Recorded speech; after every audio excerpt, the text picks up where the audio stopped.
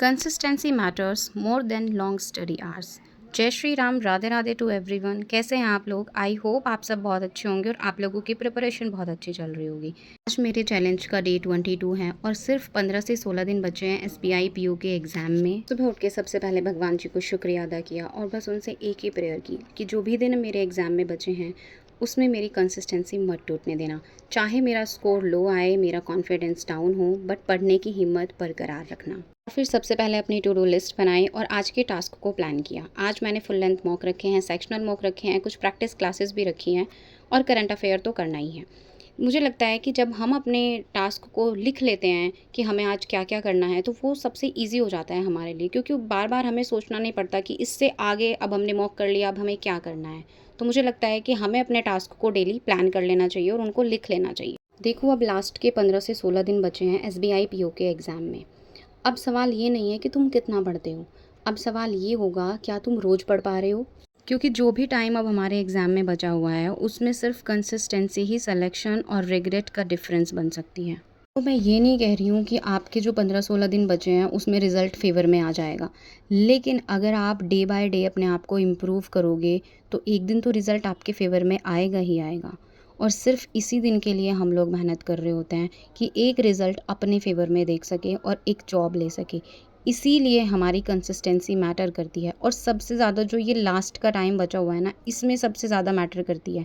Motivation तो एक दिन मिलेगा, 2 दिन मिलेगा, तीसरे दिन नहीं भी मिलता है। कभी कभी तो ऐसा होता है कि मोटिवेशन कुछ घंटे के लिए रहता है, हमें पढ़ना है, हमें मॉक करना है, लेकिन उसके बाद चला जाता है।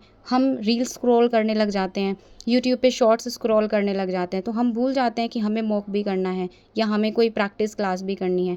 इसीलिए अपने टास्क को लिखना, उनको अलाइन करना बहुत ज़्यादा इम्पॉर्टेंट होता है और आपकी कंसिस्टेंसी ज़्यादा मैटर करती है रादर देन योर मोटिवेशन। तो अगर कम दिन भी बचे हैं ना, तो अब ऐसे पैनिक नहीं करना है कि हम 12, 13, 14, 15 घंटे पढ़ेंगे।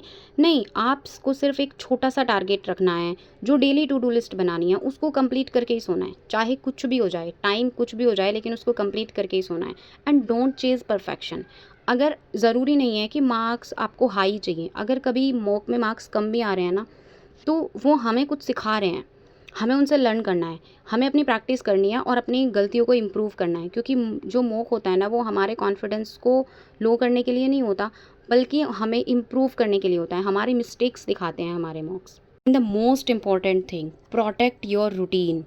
अगर किसी दिन एनर्जी भी नहीं है ना, तब भी थोड़ा पढ़ लो, बस आपका रूटीन ब्रेक नहीं होना चाहिए। And trust the process. रोज़ भगवान जी से सिर्फ एक ही प्रेयर करना कि मुझे मेहनत करने की हिम्मत देना, मुझे स्ट्रेंथ देना कि मैं डेली कंसिस्टेंट रह पाऊँ। क्योंकि रिज़ल्ट तो बाद की बात है, एफ़र्ट्स आज के मैटर करते हैं। अगर आप आज कंसिस्टेंट हो तो डेफ़िनेटली एक दिन रिज़ल्ट हमारे फ़ेवर में ज़रूर आएगा, 100%। क्योंकि ऊपर वाला हमारी मेहनत देखता है, वो कभी ना कभी हमें हमारा रिज़ल्ट हमारे फ़ेवर में ज़रूर देगा। और बस अपने आप से एक प्रॉमिस करो कि नो एक्सक्यूज़ेस। लास्ट के ये 2 दिन बचे हैं ना, उसमें नो एक्सक्यूज़ेस, जस्ट कंसिस्टेंट। आपके एफ़र्ट्स आप देख रहे हो, कोई और देखे ना देखे, भगवान देख रहा है, ठीक है? हमें हमारा रिज़ल्ट ज़रूर मिलेगा। आप बहुत अच्छा कर रहे हो, आप बहुत अच्छा करने वाले हो अपने एग्ज़ाम में और डेफ़िनेटली रिज़ल्ट आपके फ़ेवर में आएगा, यही सोच के आप लोग मेहनत कर रहे हो। बस आज की वीडियो के लिए इतना ही। आज सारा टास्क भी कंप्लीट हुआ और मेरे जो दिल की बात थी मैंने आप लोगों से शेयर की। वीडियो पसंद आए then do like, share, comment.